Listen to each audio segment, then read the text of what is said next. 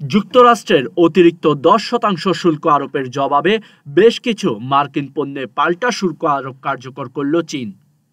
এর মধ্য দিয়ে বিশ্বের শীর্ষ দুই অর্থনৈতিক শক্তির মধ্যে বাণিজ্য যুদ্ধের সংখ্যা আরও জোরদার হলো। বিশ্লেষকরা বলছেন, চীন এবং যুক্তরাষ্ট্র পরস্পরের পণ্যের উপর শুল্ক আরোপ করলেও এর প্রভাব পড়বে বিশ্ব বাণিজ্যে।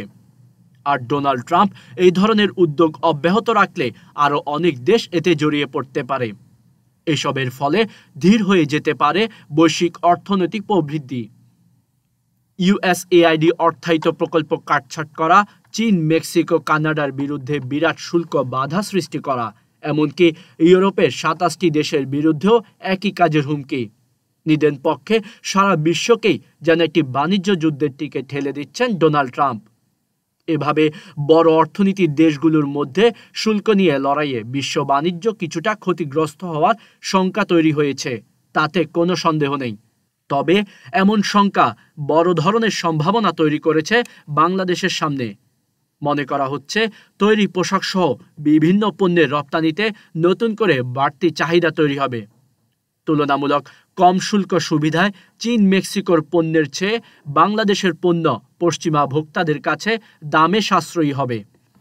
প্রসঙ্গত, যুক্তরাষ্ট্রের ব্যবসায়ীরা চীন ও ভিয়েতনাম থেকেই প্রায় 40% তৈরি পোশাক আমদানি করে। এর মধ্যে বাংলাদেশ থেকে করে মাত্র 9%। তবে সে দেশে রপ্তানি করা শীর্ষ 5 দেশের মধ্যে আরও রয়েছে ভারত ও ইন্দোনেশিয়া। বাংলাদেশের রপ্তানি উন্নয়ন ব্যুরো চলতি বছরের জানুয়ারিতে জানিয়েছিল, 2024 সালে বাংলাদেশ থেকে মার্কিন যুক্তরাষ্ট্রে সবচেয়ে বেশি রপ্তানি হয়েছে তৈরি পোশাক, যার মূল্য $7.2 বিলিয়ন, এবং এটি দেশের মোট পোশাক রপ্তানির 18.72%।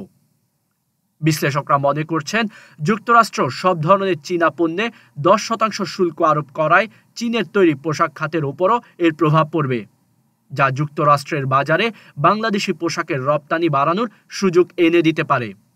সাধারণত কোনো একটি দেশ অন্য দেশের উপর শুল্ক আরোপ করলে অন্যদের জন্য একটি সুযোগ তৈরি হয়, কারণ তখন বিনিয়োগকারীরা বিকল্প উৎস খোঁজার চেষ্টা করেন। আবার যারা দীর্ঘমেয়াদে বিনিয়োগ করে তারা ব্যবসার স্বার্থে তখন বিনিয়োগ অন্যত্র সরিয়ে নেওয়ার বিষয়টিও বিবেচনা করতে পারে। এই দুটি বিষয় বিবেচনা করলে বাংলাদেশের স্বল্প মেয়াদে লাভবান হওয়ার সুযোগ আছে। তবে এর উল্টো দিকও আছে, কারণ বড় দেশগুলোর পাল্টাপাল্টি অতিরিক্ত শুল্ক আরোপের কারণে তাদের নিজেদের বাজারে পণ্যের দাম বাড়বে এবং এর ফলে মূল্যস্ফীতিও বাড়বে।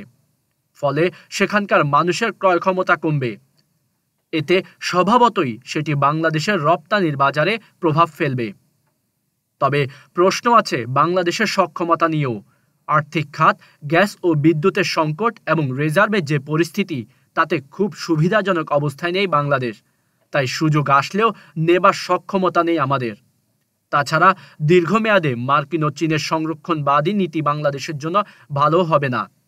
এতে রপ্তানিতে নেতিবাচক প্রভাব পড়ার বেশ ভালোই সম্ভাবনা থাকে।